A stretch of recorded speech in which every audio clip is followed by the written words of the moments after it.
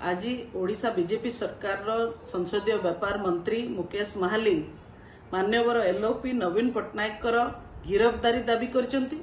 मु तो मुकेश महालिंग को कंग्रेचुलेट करी जे जो लोक जो एलओपी ओडिशार अस्मितार कथा उठेले, जे ओडियार स्वाभिमान बंचेबार कथा कहिले, जे ओडिशार सर्वोच्च ऑफिस राज्यपाल दफ्तर रे होउथिबा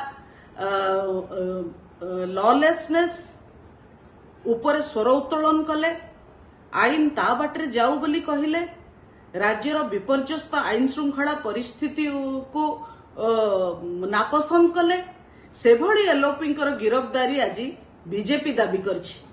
बीजेपी अस्मिता कथा कही सरकार को आसिला, किंतु बहुत सुविधावादी बाटरे एबे से माने अस्मितार कथा संपूर्ण भाव में भूली गलेनी।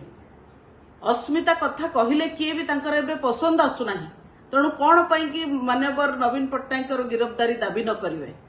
मु ओडिशा बीजेपी रो नेता माननकु कहि देबाकू चाहूची जे बिजू जनता दल सबु बेले 4.5 कोटी ओडियांक पाई लढिथिला, लढुची, आगामी दिन रे लढिबो मध्य।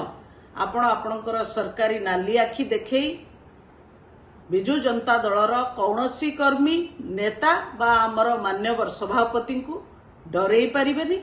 आमे ओडिशावासी सबू प्रकार जातना सहबा प्रस्तुत अछु।